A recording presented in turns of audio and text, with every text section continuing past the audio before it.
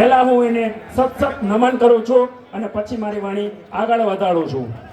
હા જ ખેડૂતના દીકરા તરીકે જે ખેડૂતો માગી રહ્યા છે અને વેપારી તરીકે ગુજરાતમાં પહેલા નંબરે બંધ કરવામાં માર્કેટ યાર્ડ આવ્યું છે. ગુજરાતની ત્રીજા નંબરની ઇકોનોમી છે.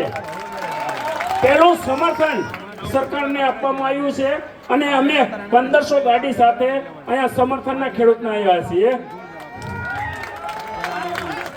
અને બીજું આગળ વધવામાં કે જે આજ અમે જે છીએ આજ કરોડોના બિઝનેસ કરીએ છીએ.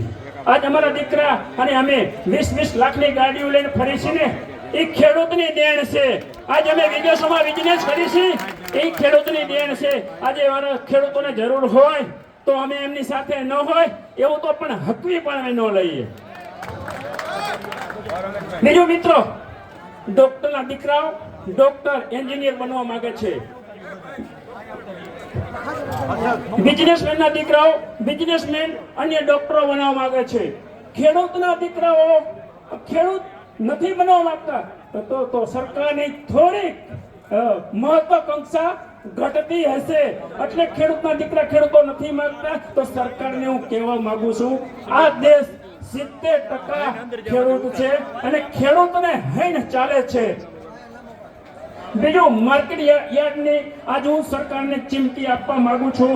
આજે અમે 1500 ગાડી લઈને આવ્યા છીએ ને તો ગુજરાતના દરેક વેપારીને માર્કેટ યાર્ડના હું સંચાલ કરી રહ્યો છું અત્યારે કે ભાઈ સરકાર સાંજમાં સમજી જાઓ. હવે એમાં મજા છે. અમે માગીએ છીએ અમારા હકનો માગીએ છીએ, એના સિવાય વધારે નથી માંગતા.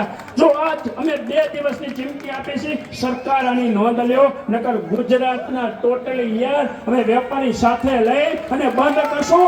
5 લાખ ખેડૂતો અહીંયા લાવી અને મેદની ભેગી કરી સરકારને ઝુકાવશું. સાંજમાં સમજી જાઓ એમાં સારું છે. અને બીજું, માધ્યમ થઈ ખેડૂતોને જરૂર છે, પ્રાઇવેટ કંપનીને દેવું છે તો તમારે માધ્યમ કરી અને આ સંચાર દોર તમારે પૂરો કરવાનો છે. સરકારને અમે સ્થાનમાં અમે સરકારના કોઈ વિરોધો નથી, કોઈ પક્ષ સાથે અમારે લેવા દેવા નથી. હું સામાજિક આગેવાન છું.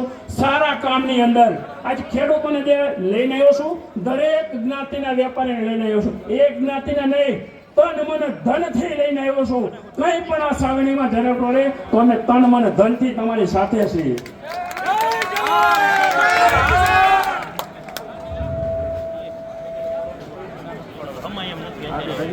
ખેડૂતના સુખે ખેડૂતના દુઃખે અમારા વેપારી મહામંડળ હળવદ એક નાનું મંડળ છે પણ સંગઠિત ગુજરાતમાં સારામાં સારું છે.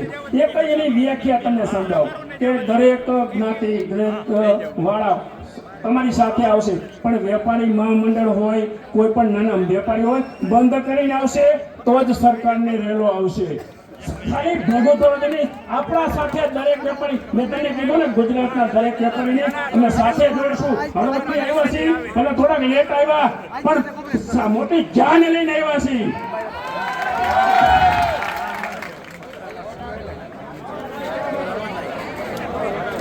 અને મારાથી જસ્ટ છે કે લોહી ગરમ હોય તો બોલાઈ જાય તો પણ મને માફ કરજો. જે બોલીશ હું સત્ય બોલીશ, મારી અંદર પડેલું છે. ઘણી વખત કેવું હોય કે નબળા શબ્દો બોલાઈ જાય પણ દીકરા તરીકે માફ કરજો. હું તાકાતથી આવ્યો છું.